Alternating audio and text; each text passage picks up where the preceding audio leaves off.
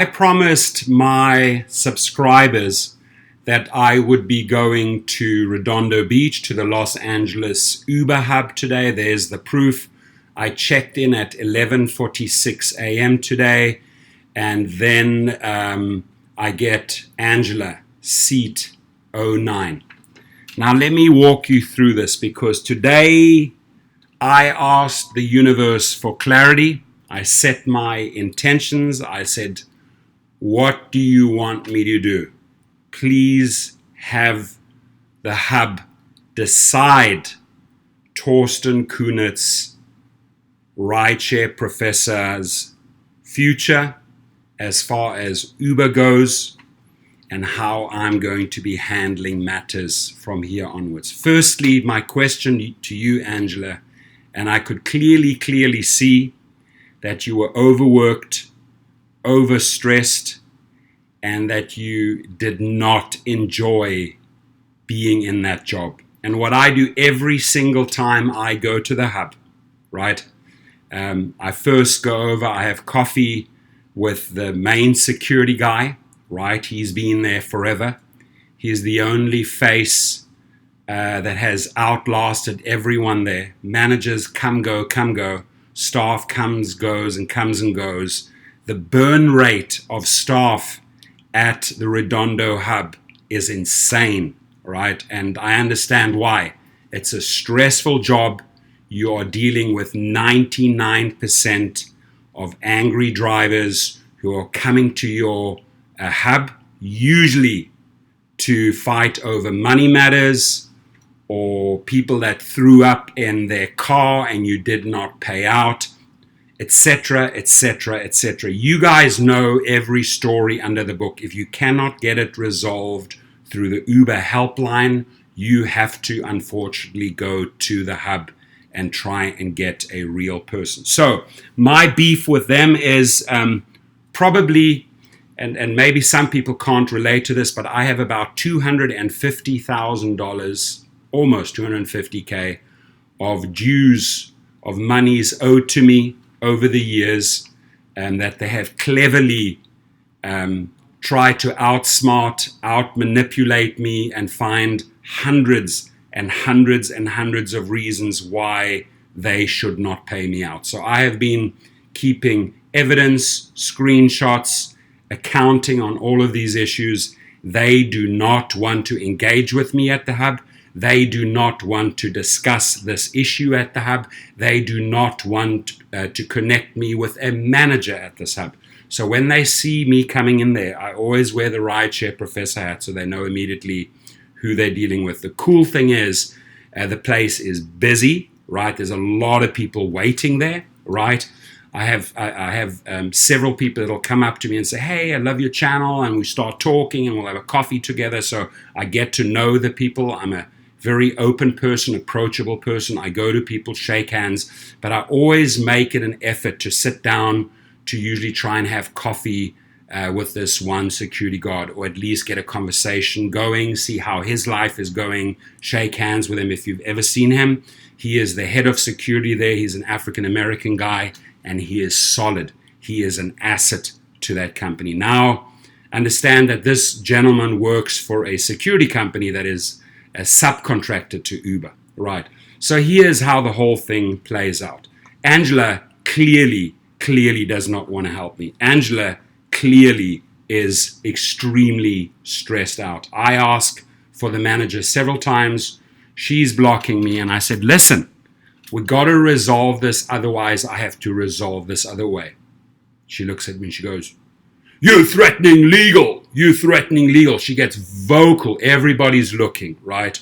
She shouts out, security, escort him out. Me, pointing at me, escort him out. So she can't handle the issue. She can't connect with a manager. Maybe he's too overwhelmed, right? And the solution for this lady is to bully me out the door, escort me out the door with security. Now, I am not coming there to engage in a physical fight. I did not raise my voice. I simply want clear answers that I am not getting from Uber, right? And the reason why I do visit the hub again and again and again is that when I do go the legal route, and ladies and gentlemen, I am officially today going the legal arbitration and legal routes on 2 avenues. That decision was made today, crystal clear. Torsten Kuhnert, Rideshare professor, is taking Uber on, right? And I'm going to tell you something, that $250K that they owe me, if they want to try and find ways to not pay me, I will make them pay 100 or 1,000-fold in many other ways. And I'm not going to reveal my deck of cards, but I don't think it would be difficult from what I know and how I can operate to easily cost Uber $100 to $250 million. And I don't say that lightly. Okay, so that train is now moving full steam ahead as of today. Now, let me take you back to the room. I have, and by the way, this office started with 1 main security guard, right? They have about 5 or 6 security guards now. And the reason is because there's a lot of pissed people. I've seen people almost get into fist fights there. I've seen people shouting there. And then these security rally around and escort them out, and if need be, physically take them out, right? So the bottom line is I suddenly have 3 guys right in my face. Firstly, I said, I had strongly advised you do not touch me, right? I will walk out on my own, not here to fight, right? I've come and gotten the resolution that I need. I will now take it several steps further. So just allow me to just peacefully walk myself out, but don't get in my face. Do not touch me. That's a warning, right? So the head of security who knows me, he's in the corner and starts walking my way. He's like, what's going on? And I said, can I speak to you outside? Now, I don't know the gentleman's name, but I have the highest respect for him because he is a true gentleman. He knows how to talk. He knows how to engage. He knows how to treat people well. The one and only staff member at that office there that has been there the longest, and they're longest for a reason. Okay? Say no more. So we're outside. I wanted to step away from the building so that I could get to the parking lot, which is no longer their property. I wanted to be on neutral ground. And he said to me, hey, Torsten, you want to talk, but if we talk, I have to record this. So I'm going to record this. And I said, go and get your recording machine. I want this on record, right? So he goes in, he comes out with a camera and a microphone device thing here. And he goes, what's going on? So I calmly lay it out, right? Use, I would say, quite a bit of legal language that was maybe above his head, right? And I said, look, firstly, you're the head of security. Don't ever let that happen again, okay? Don't let security get so close into somebody's face that they want to touch him. It's going to escalate and create problems. And he knows that, right? So I said, in future, if I were to show up here, just come up to me, right, and talk, and let's get this resolved. But I will not be visiting that office anymore. The only reason for me to visit that office in the next week is I will accompany a third party and serve papers there, right? That's it. They will get a lot of paperwork. That is the only reason. And get ready for this, because they watch my channel. They all there. They know me. They know I'm upset about this issue. They know I'm coming back, right? They know that Angela or manager was hiding in the office. He did not want to come out. This is a big matter, folks, where I've cornered this rat, right? And this rat has no out at the moment, right? They are guilty as guilty can be. The ways and means these guys have deceived people like me and you through referrals, etc., etc. I'm going to lay it out to the court and to arbitrators, right? And not only that, I'm going to take it several steps further, because their treatment, their harassment and all of that, right?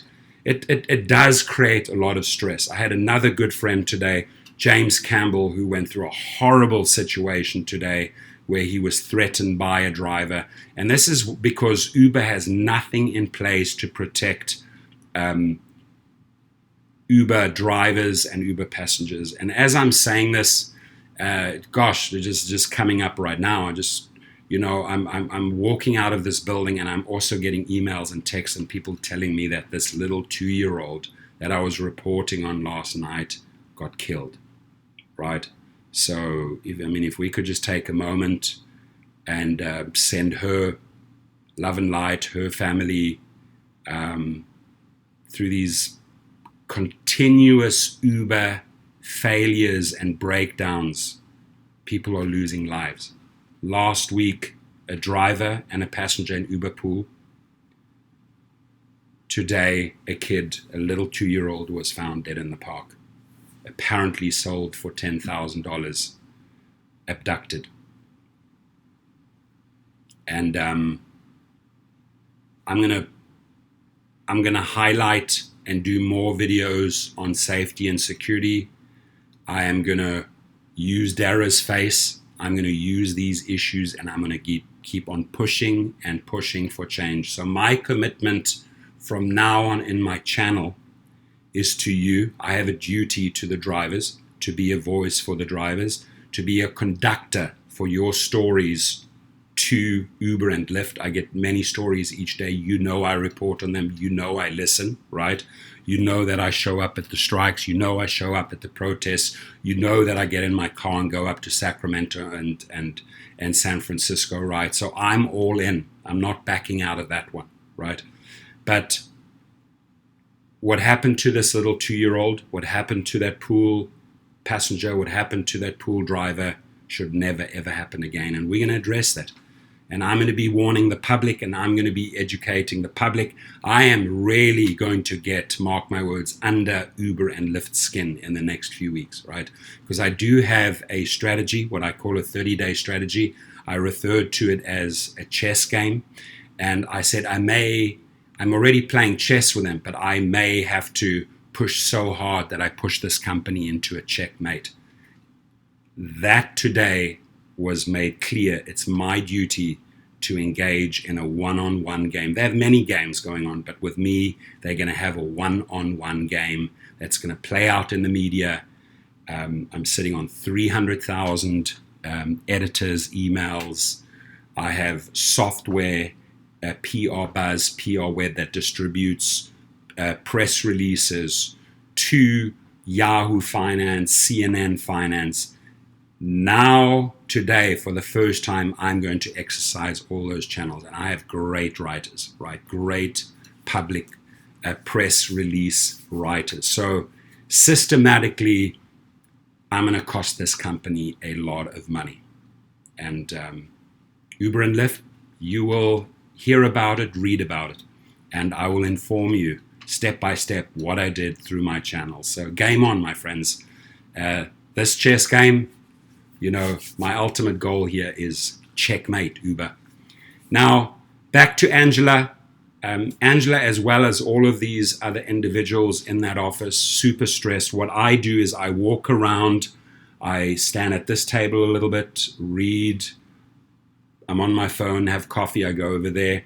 What I'm basically doing at an Uber hub every single time is listening into the stories. What's going on at window 4? What's going on at window 19? What's going on at window 1? And I can tell you, over 90% of the time that people are angry.